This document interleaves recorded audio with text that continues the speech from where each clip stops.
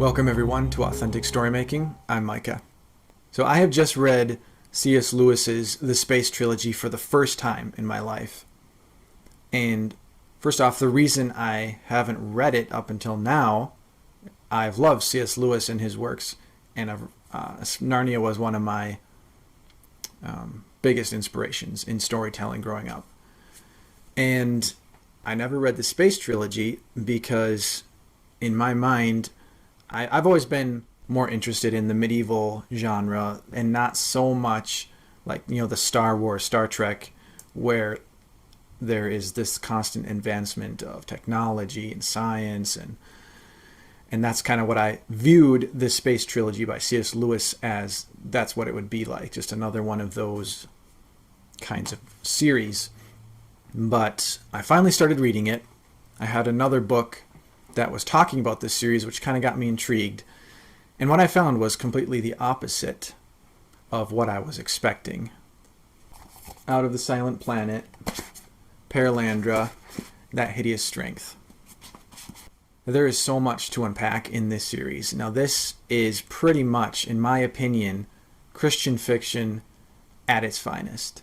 For any readers of C.S. Lewis out there, you know how he has this talent, this gift to expose ideologies, really simplify them and get to the root of ideas in such a simplistic and understandable way. That was kind of his gifting in writing, was portraying all these things that, like in this book, it's humanism and how he really is able to expose it so clearly for what it really, down to the basic roots, what it was really saying, and just the cold and really hellish end goal of that ideology. And it's even humorous at times how he brings that across. But like I said, there is so much to unpack in this series.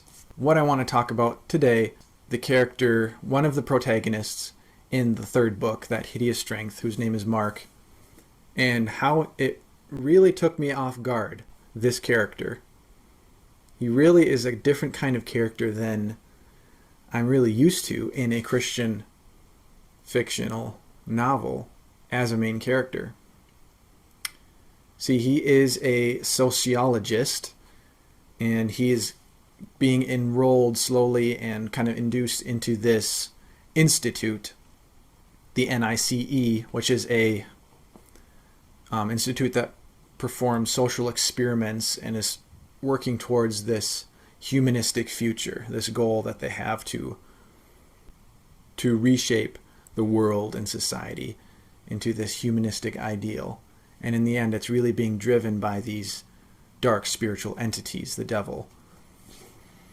And the main character is just being pulled along into this. See, he's not a Christian, and he is very much a character who is very naive, first of all, but he's also very self-centered in that he's kind of has this past of always giving up the true and simple and good relationships with certain people for the advancement in certain groups and cliques. And this NICE Institute is the same kind of thing all over again, but it's really reaching the culmination of that whole system, humanism. But so this is the kind of character that the book is following, at least partly, because there's a couple protagonists, his wife being the other one.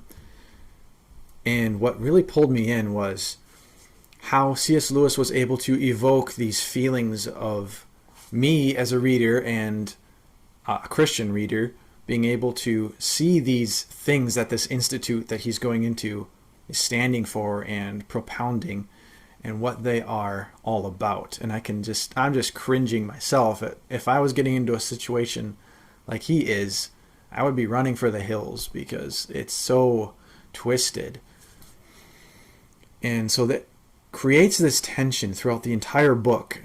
It's like tension on every page, really, following Mark, this character, and he's getting deeper and deeper. And there are certain points throughout where he gets a little bit of a hint of what this is really leading to.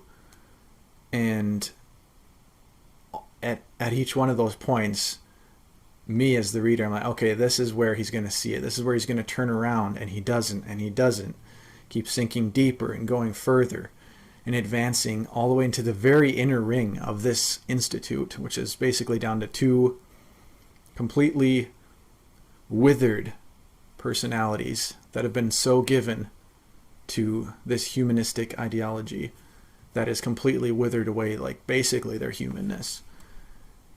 But it comes to the point for Mark that he is in basically a prison cell, thinking he's awaiting his own execution.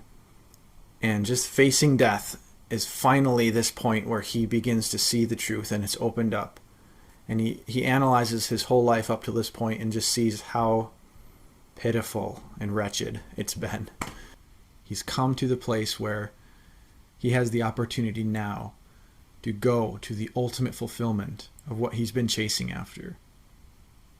But he recognizes how ugly, how dark, and how fallen, and how much he actually hates that he's been chasing, and what he's been after really deep down all along.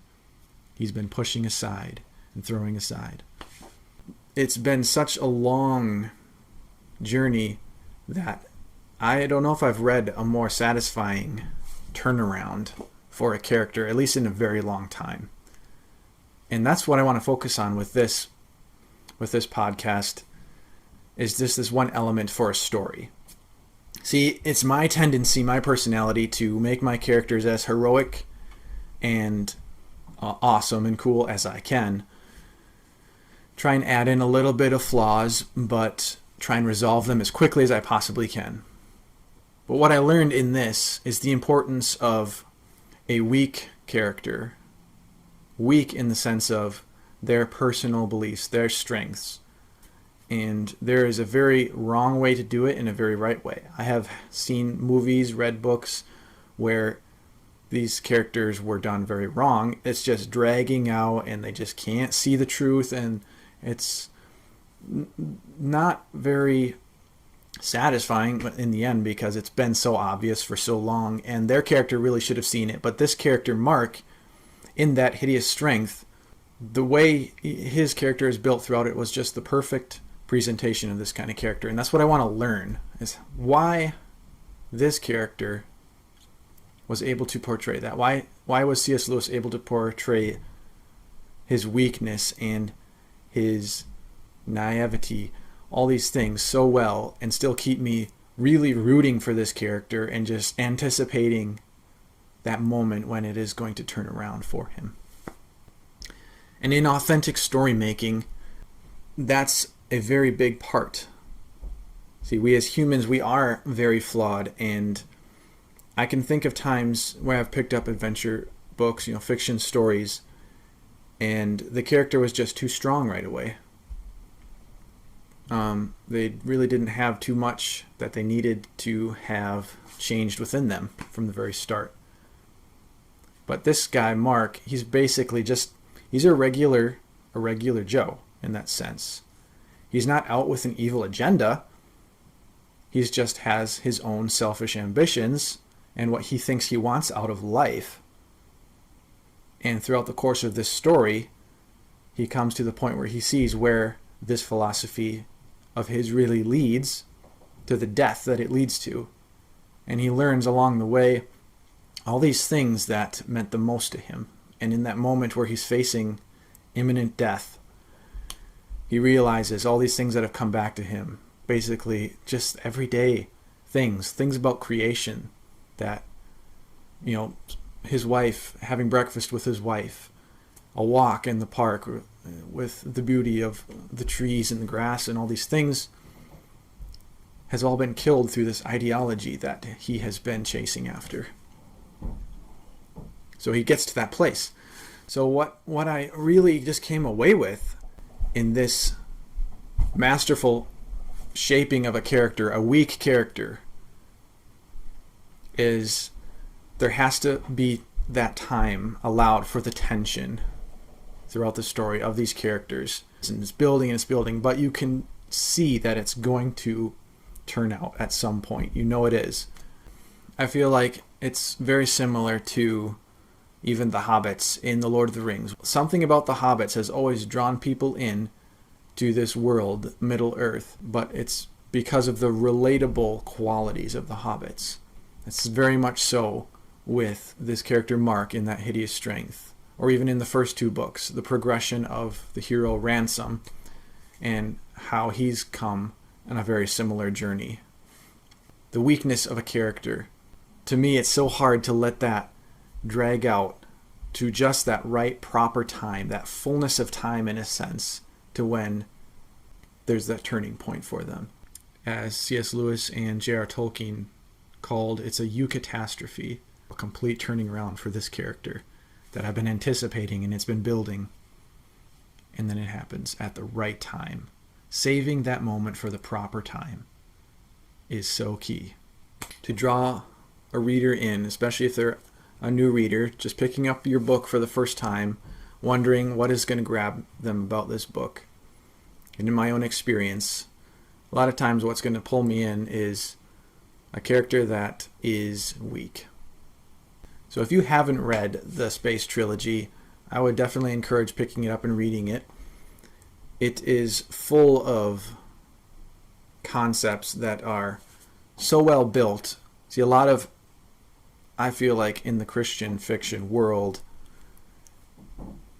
the way truths and certain ideas are presented are sometimes just a little, in the sense, maybe too obvious, or kind of in a, well, it's kind of something about that is unsatisfying. I'll probably go into that in a different podcast.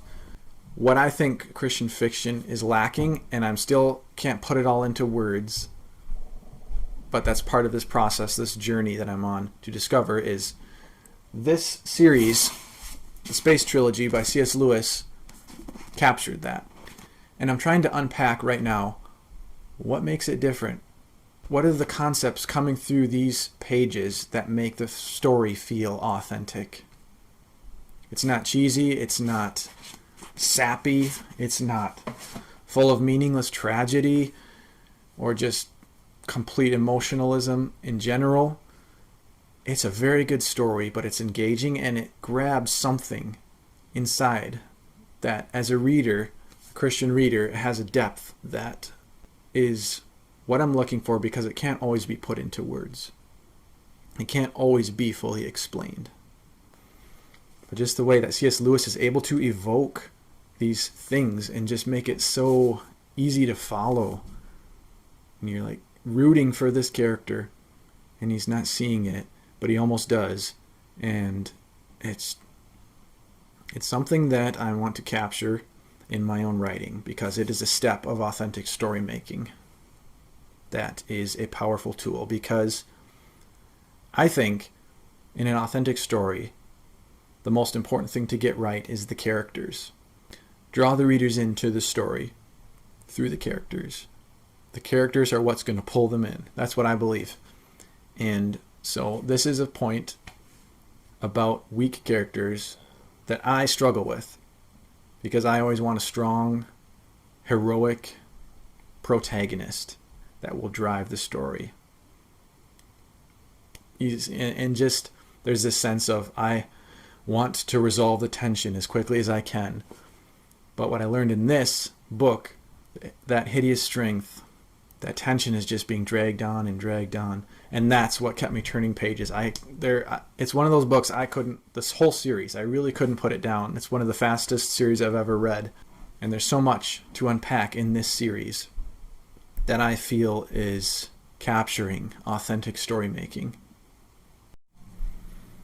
How Lewis exposes false ideologies like humanism and evokes certain feelings in the reader is something I aspire to in this journey to authentic story making. That's what I want to achieve. That's what I want to attain as a writer. And it's going to be a process. I'm learning so much, and I can see things that are there, and I'm trying to wrap my brain around how can I do that? How can I accomplish what C.S. Lewis has been able to accomplish through his story making?